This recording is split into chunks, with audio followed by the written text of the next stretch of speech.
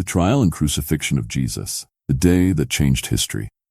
Dawn was barely breaking over Jerusalem on that Friday in the month of Nisan, 30 AD.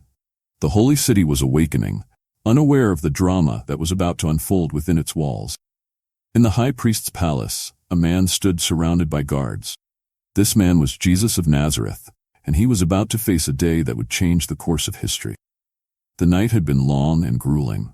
Arrested just hours earlier in the Garden of Gethsemane, Jesus had already undergone an initial interrogation before Annas, former high priest, and then before Caiaphas, current high priest. But the real trial was about to begin with the official meeting of the Sanhedrin, the supreme Jewish council. The Sanhedrin usually met in a room of the temple called the Chamber of Hewn Stone, but that morning, unusually, it gathered in the high priest's palace. This procedural anomaly was just the first in a series of irregularities that would mark this trial. The council was composed of 71 members, representing the religious and intellectual elite of Judaism at the time. There were Pharisees, experts in the law, Sadducees from the priestly aristocracy, and elders respected for their wisdom. Jesus was brought before this imposing assembly. The atmosphere was electric. Many of these men had already had confrontations with Jesus during his ministry. They had heard him teach in the temple, seen him perform miracles, and debated with him on points of the law. Now he stood before them as an accused man. The high priest Caiaphas presided over the session. He began by questioning Jesus about his disciples and his teaching. But Jesus responded, "I have spoken openly to the world. I always taught in synagogues or at the temple, where all the Jews come together. I said nothing in secret. Why question me? Ask those who heard me. Surely they know what I said."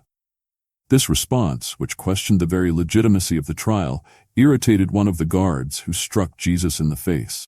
But Jesus remained calm, simply asking, "If I said something wrong, testify as to what is wrong. But if I spoke the truth, why did you strike me?" Trial continued with the appearance of witnesses, but their testimonies contradicted each other, providing no solid basis for a conviction. The Sanhedrin seemed to be at an impasse. It was then that Caiaphas, in a dramatic gesture, stood up and addressed Jesus directly. "I charge you under oath by the living God, tell us if you are the Messiah, the Son of God." A deathly silence fell over the assembly. All eyes were riveted on Jesus. His answer would seal his fate. "You have said so," Jesus replied. Then he added, "But I say to all of you, from now on you will see the Son of Man sitting at the right hand of the Mighty One and coming on the clouds of heaven." At these words, Caiaphas tore his clothes, a symbolic gesture expressing horror at blasphemy. "He has blasphemed," cried out. "Why do we need any more witnesses? What do you think?" The response was unanimous: "He is worthy of death." While this drama was unfolding inside the palace, another was taking place in the courtyard. Peter, who had followed Jesus at a distance after his arrest, stood there, trying to blend in among the servants and guards. 3 times he was recognized and questioned about his connection to Jesus. And 3 times, as Jesus had predicted, Peter denied knowing his master. The very moment he uttered his 3rd denial, a rooster crowed. The Gospel of Luke tells us that at that moment, Jesus, probably as he was being led across the courtyard, turned and looked straight at Peter. This look, filled not with condemnation but with compassion, broke Peter's heart. He went out and wept bitterly. This poignant scene reminds us of human fragility in the face of fear and social pressure. It also shows us the depth of Jesus' love and forgiveness, even in his darkest moments. The Sanhedrin did not have the power to execute a death sentence. For that, they needed the approval of the Roman governor. So, early in the morning, Jesus was led to the Praetorium, the headquarters of Pontius Pilate, Roman prefect of Judea. Pilate was a pragmatic man, more concerned with maintaining order than with the subtleties of Jewish theology. He had to manage a difficult province, always on the brink of revolt. The last thing he needed was an execution that could trigger unrest.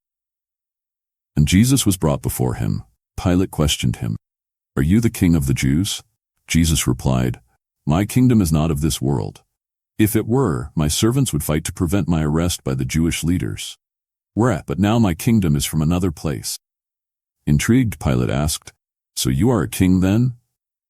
"You say that I am a king," Jesus responded. In fact, the reason I was born and came into the world is to testify to the truth. Everyone on the side of truth listens to me." "What is truth?" Pilate retorted in a reply that has become famous. This conversation between Jesus and Pilate is one of the most fascinating moments in the Gospels. It stages the confrontation between temporal power and an authority of a completely different order, between political pragmatism and a truth that transcends human category. Pilate, finding no basis for a charge against him, tried to rid himself of the matter by sending Jesus to Herod Antipas, the tetrarch of Galilee who was then in Jerusalem. But Herod, after questioning Jesus and mocking him, sent him back to Pilate. Back before Pilate, Jesus was confronted by an increasingly hostile crowd. Pilate, seeking a way out, offered to release a prisoner on the occasion of Passover, as was the custom. He offered the choice between Jesus and Barabbas, a notorious criminal. To Pilate's surprise, the crowd chose to release Barabbas and demanded Jesus' crucifixion. "Crucify him! Crucify him!" the crowd shouted, encouraged by the chief priest. Pilate, seeing that the situation risked getting out of hand, finally yielded to popular pressure. In a symbolic gesture, he washed his hands in front of the crowd, declaring, "I am innocent of this man's blood. It is your responsibility." The sentence was pronounced. Jesus was to be crucified. Before being led to the place of execution, Jesus was flogged, a punishment of extreme brutality that often left the condemned at death's door. Then the Roman soldiers, in a cruel game of mockery, dressed him in a scarlet robe, put a crown of thorns on his head and a reed in his right hand, parodying the royal insignia. Exhausted by the mistreatment and weakened by blood loss, Jesus was forced to carry his own cross to the place of execution, a hill called Golgotha, which means place of the skull. The journey through the streets of Jerusalem was a veritable Via Dolorosa, a way of sorrow. At one point, Jesus collapsed under the weight of the cross. The soldiers then requisitioned a passerby, Simon of Cyrene, to carry the cross in his place. Arriving at Golgotha, the soldiers proceeded with the crucifixion. This method of execution, of unimaginable cruelty, was reserved by the Romans for slaves and the most despicable criminals. It was designed not only to kill, but to humiliate and terrorize. Jesus was nailed to the cross. Above his head, Pilate had a notice placed that read, "Jesus of Nazareth, King of the Jews." This inscription, written in Hebrew, Latin, and Greek, was both a mockery and an unwitting affirmation of Jesus' true identity. Suspended between heaven and earth, Jesus spoke 7 words recorded in the different Gospels. The first was a prayer for his executioners. "Father, forgive them, for they do not know what they are doing." Even in his extreme suffering, Jesus embodied the forgiveness he had taught. 2 criminals were crucified with him, one on each side. One of them mocked Jesus, but the other recognized him as innocent and asked him to remember him in his kingdom. Jesus promised him, "Truly I tell you, today you will be with me in paradise." For 3 hours, from noon until 3 in the afternoon, a mysterious darkness covered all the land. It was then that Jesus cried out in a loud voice, my God, why have you forsaken me?" These words, taken from Psalm 22, express the mystery of the suffering of the Son of God. Shortly after, knowing that everything was now finished, Jesus said, "I am thirsty." They offered him wine vinegar on a sponge. After receiving the drink, Jesus said, "It is finished." With that, he bowed his head and gave up his spirit. At that moment, according to the Gospels, the curtain of the temple was torn in 2 from top to bottom. Earth shook, and the rocks split.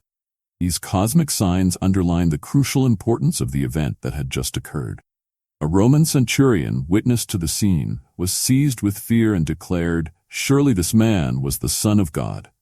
This recognition by a pagan of Jesus' true identity is one of the striking paradoxes of this account. Day was drawing to a close, and it was the eve of the Sabbath. Joseph of Arimathea, a respected member of the Sanhedrin, who was secretly a disciple of Jesus, asked Pilate for permission to take Jesus' body for burial. With the help of Nicodemus, another member of the Sanhedrin who had previously met Jesus in secret, Joseph laid Jesus' body in a new tomb cut out of the rock. They wrapped it with linen strips, along with spices, in accordance with Jewish burial customs. Then they rolled a large stone in front of the entrance of the tomb and withdrew. A few women, including Mary Magdalene and Mary the mother of James, were watching from a distance, noting the location of the tomb. The Sabbath was approaching. A great silence fell over Jerusalem. Jesus' disciples, broken and bewildered, were hiding, fearing they would be the next victims of persecution. For them, everything seemed to be over. They did not yet know that what they perceived as a tragic end was in reality only the prelude to a new beginning, more extraordinary than anything they could have imagined. Crucifixion of Jesus, which appeared to be the tragic end of yet another religious movement, would in reality become the focal point of a new faith that would transform the world. For Christians, Jesus' death on the cross is not just a historical event, but the central act in the history of salvation. They see it as the fulfillment of Old Testament prophecies and the means by which God reconciled humanity to himself. The cross has become the central symbol of Christianity, representing both suffering and victory, death and life. It has inspired countless works of art, literature, and music through the centuries. Beyond its religious significance, Jesus' crucifixion has had a profound impact on Western history and culture. It has influenced our understanding of justice, sacrifice, forgiveness, and love. Concepts such as the scapegoat, or the idea of sacrificing oneself for a greater cause, find their roots in this event. 2,000 years after the events, the account of Jesus' trial and crucifixion continues to challenge us on fundamental questions. Justice and injustice. Jesus' trial raises questions about the nature of justice and how legal systems can be manipulated. In a world where injustice persists, how can we work for more equitable justice? Power and truth. The confrontation between Jesus and Pilate highlights the tension between political power and moral truth. How do we navigate a world where truth is often sacrificed on the altar of political expediency? Courage and cowardice. The contrast between Jesus facing his accusers and Peter denying his master confronts us with our own moral courage. Are we ready to defend our convictions in the face of adversity? Forgiveness and reconciliation. Jesus' words of forgiveness on the cross pose a radical challenge to our culture of vengeance. How can we cultivate a spirit of forgiveness in our personal lives and in our society?